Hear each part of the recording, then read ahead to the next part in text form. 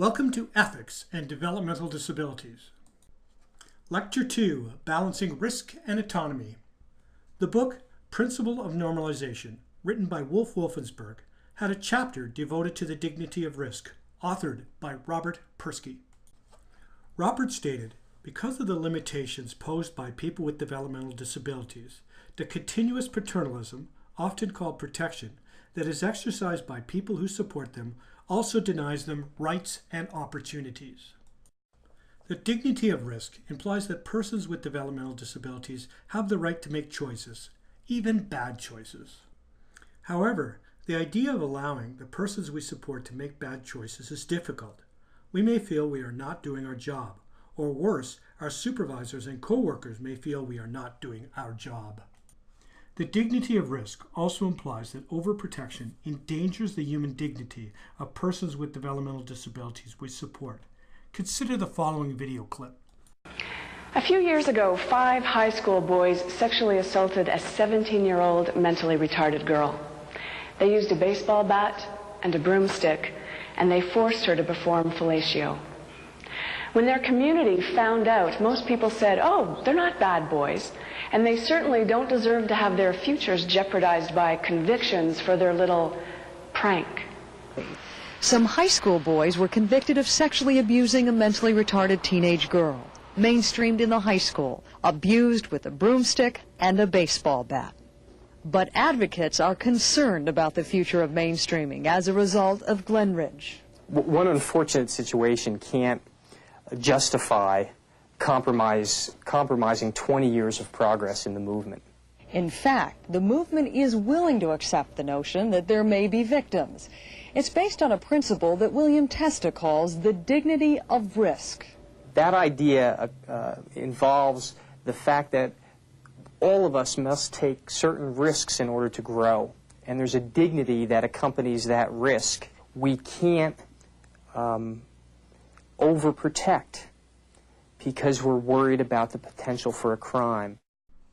What we clearly know is persons with developmental disabilities are denied their fair share of risk-taking behavior.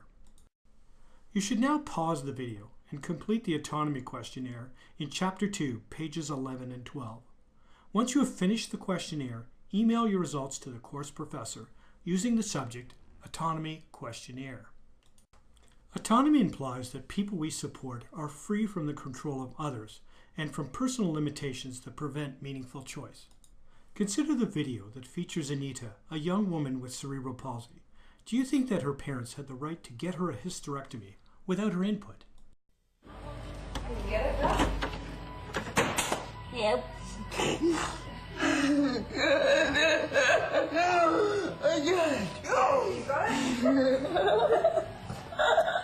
26-year-old Annette Kalkman has cerebral palsy, a condition that leaves sufferers with no intellectual impairment, but with severe difficulty controlling movement.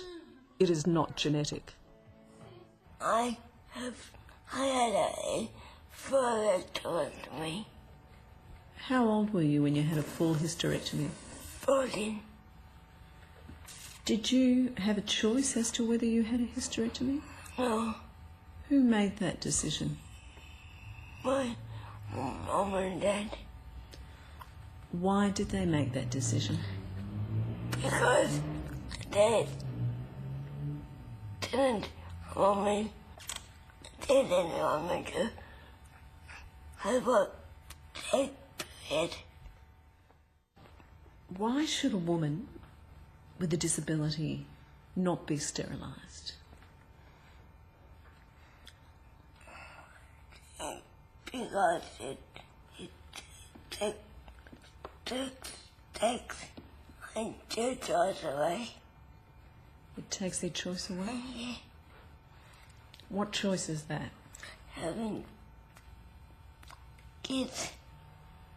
Looking back now, how does that make you feel, the fact that you've had a hysterectomy? Angry.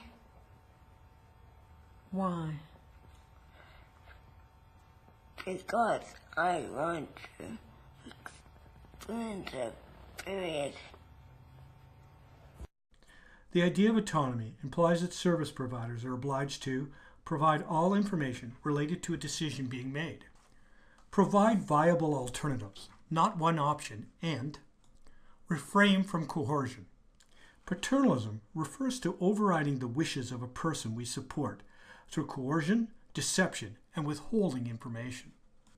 When we support persons with developmental disabilities, we need to remember that we are in a position of power.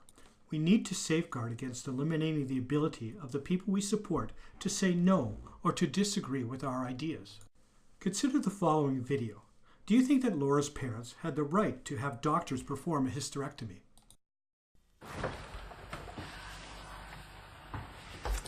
Laura, would you like some yogurt? Would you like some yogurt? Do you want to have some yogurt? Come on. Some parents, frustrated by the system, are now seeking out illegal sterilisations or finding ways to get around the system.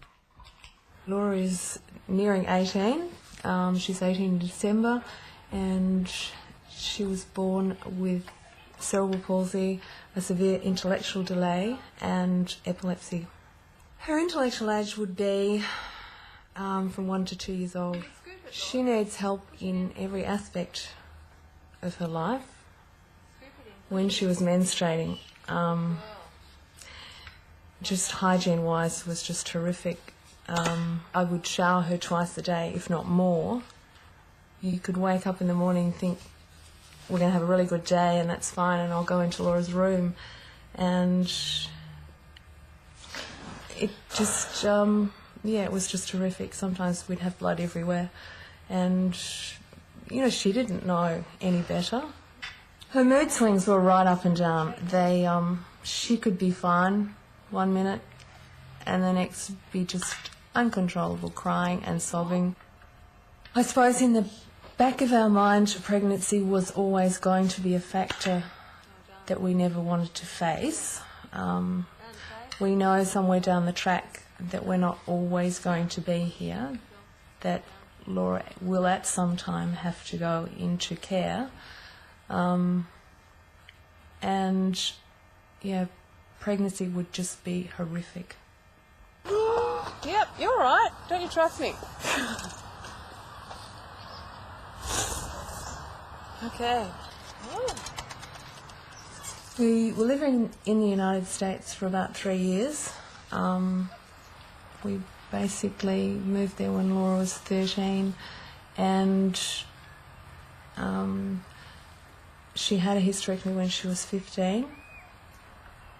One very, very big thing that we found, and it's actually during the surgery, that Laura had and was riddled with endometriosis, and that was a lot to do why Laura had the mood swings, and she was in incredible pain. She was just really happy until the age of 12 when she started menstruating. But since the hysterectomy, she's back to her. She's just so happy.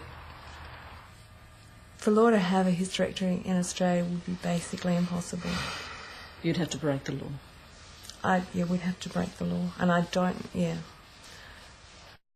There are some actions when we do need to intervene to prevent people we support from making bad decisions. These include actions that may harm self or others, or the lack of action that may harm self or others. What we should not tolerate is actions that are taken by staff that negatively affect the people we support. Consider the following video narrated by David Hinsberger. Do you feel that staff have this much power over the people we support? Can I tell you a horror story with this?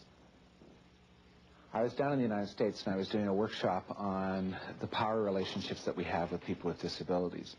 And a fellow came up to me and was outraged at what I was saying. He was saying that I clearly had worked in institutions in my own personal past, and I'd been in the kind of more traditional services and so forth, and I was from the old school. I didn't understand what was happening in the field anymore, and he works in an agency that has an egalitarian approach between the staff and people with disabilities and all that. And everything he was saying was wonderful, but I didn't buy it. I'm really sorry. I believe that if you're paid, if you're a staff, you have power. And it's your responsibility to know how that power affects you as well as how it affects a person with a disability.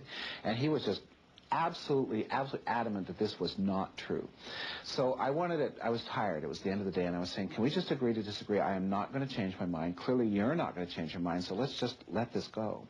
So he does, but he's mad. So I leave, and it's never a pleasant way to leave a workshop with somebody still furious with you. But anyways, about maybe 3 or 4 weeks later, I got a letter from him in the mail. And I hesitate to tell the story because I want nobody ever to do this. But he said that he got back to the group home in which he worked, and he was so angry, and he wanted to prove me wrong.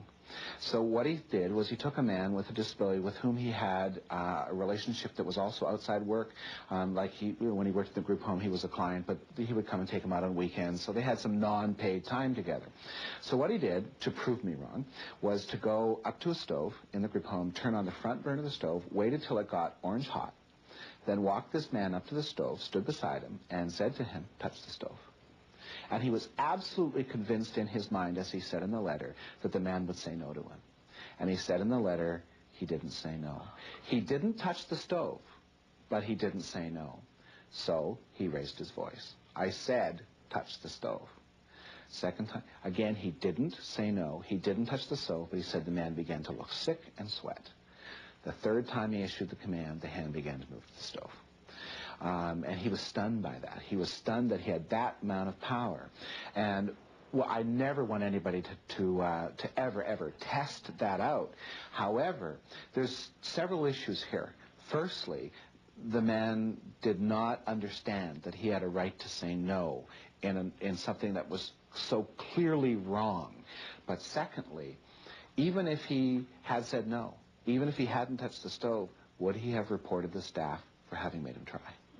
And the probability is no. And I tell that story to audiences, and I ask them to think about the people they serve.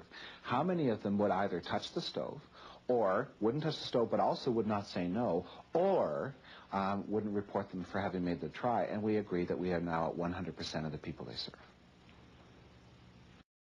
From the material written in Chapter 2, you should be able to answer the following questions in preparation for the final exam.